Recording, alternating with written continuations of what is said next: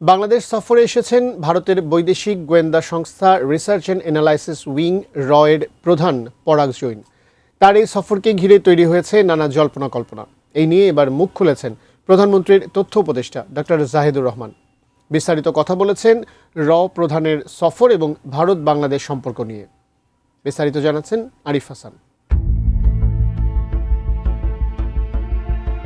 গত ৯ আগস্ট দুপুরে এয়ার ইন্ডিয়ার একটি ফ্লাইটে করে ভারতের বহির্গোয়েন্দা সংস্থা রিসার্চ অ্যান্ড অ্যানালাইসিস উইং রয়ের একটি প্রতিনিধি দল ঢাকায় আসেন। দুই দেশের বার্তা সংস্থাগুলো বলছে, প্রধান পরাগ জৈনের নেতৃত্বে ওই প্রতিনিধি দলে রয়েছেন অশ্বিন মুকুন্দ কোটনিস, রাহুল নেগি ও শৈবাল রায় চৌধুরী। এদিকে ভারতের গোয়েন্দা সংস্থা প্রধানের সফর ঘিরে তৈরি হয়েছে নানা জল্পনা কল্পনা।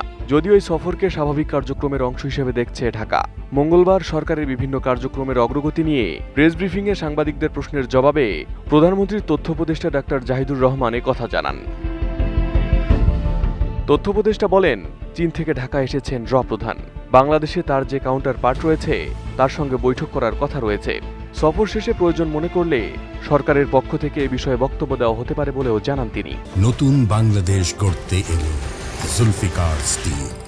জুলফিকার স্টিল তার এক ধরনের সফর এবং আমাদের যে কাউন্টার পার্ট আছে তার সাথে বসবেন, এটা নিয়ে মনে হয় না সরকার যদি মনে করে সেই সফরের পর সেখানে কোনো একটা স্টেটমেন্ট সরকারের দিক থেকে হয়তো দেওয়া হবে, কিন্তু এটা নিয়ে স্পেকুলেশনের কিছু নেই। একটা স্বাধীন সার্বভৌম আত্মমর্যাদাশীল জাতির সাথে যেভাবে আচরণ করতে হয়, কথা বলতে হয়, ভারতের নিরাপত্তা নিয়ে তাদের কোনো বক্তব্য থাকতে পারে, আমাদেরও থাকতে পারে, এগুলো নিয়ে আলাপ আলোচনা হবে। কিন্তু ওই যে বললাম, দুটো স্বাধীন সার্বভৌম দেশ আলাপ করছে, এভাবে এটা হতে হবে। ডাক্তার জাহিদ জানান, সম্প্রতি বাংলাদেশের গোয়েন্দা প্রধানও ভারতে সফরে গিয়েছিলেন।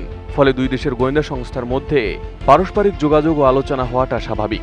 পাশাপাশি ভারতের হাইকমিশনারের সাম্প্রতিক তৎপরতার প্রসঙ্গ টেনে তিনি বলেন, প্রতিবেশী দেশ পরিবর্তন করা যায় না, তবে বন্ধু পরিবর্তন করা যায়।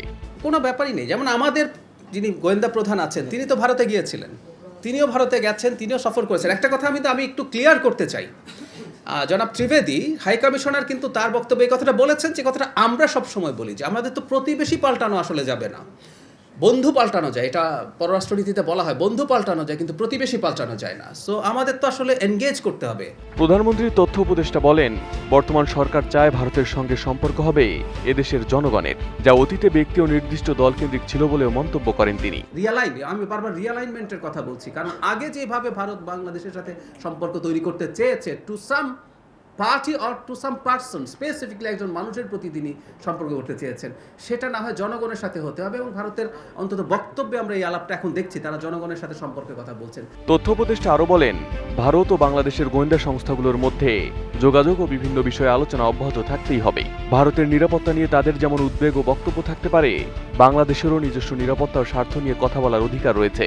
তবে এই আলোচনা হতে হবে দুইটি স্বাধীন ও সার্বভৌম দেশের পারস্পরিক সম্মানের ভিত্তিতে। এ সময় তিনি স্পষ্ট করে দেন, শেখ হাসিনার সরকারের আমলে ভারতের কোনো সংস্থা বাংলাদেশে যে ধরনের মনোভাব নিয়ে কাজ করেছে, ভবিষ্যতে তা গ্রহণযোগ্য হবে না। নতুন সম্পর্কের ভিত্তি হতে হবে পারস্পরিক সম্মান, সার্বভৌমত্ব এবং সমমর্যাদার। আগে যেভাবে বাংলাদেশে কাজ করেছে, আমি হাসিনার আমলের কথা বলছি, যে ধরনের অ্যাটিটিউড করেছে সেটা হতে পারবে না। আমরা আলাপ করছি সেটা একটা স্বাধীন সার্বভৌম আত্মমর্যাদাশীল জাতির সাথে যেভাবে আচরণ করতে হয়, কথা বলতে হয়, ভারতের নিরাপত্তা নিয়ে তাদের কোনো বক্তব্য থাকতে পারে, আমাদেরও থাকতে পারে, এগুলো নিয়ে আলাপ আলোচনা হবে। কিন্তু ওই যে বললাম, দুটো স্বাধীন সার্বভৌম দেশ আলাপ করছে, এভাবে এটা হতে হবে। সব মিলিয়ে প্রধানের ঢাকা সফরকে আপাতত নিয়মিত গোয়েন্দা যোগাযোগের অংশ হিসেবে দেখছে সরকার। তবে সফর শেষে কোনো গুরুত্বপূর্ণ আলোচনা বা সিদ্ধান্ত হলে সে বিষয়ে সরকারের পক্ষ থেকে আনুষ্ঠানিকভাবে জানানো হতে পারে বলেও জানান প্রধানমন্ত্রীর তথ্য উপদেষ্টা। Arif Hasan, ATN news.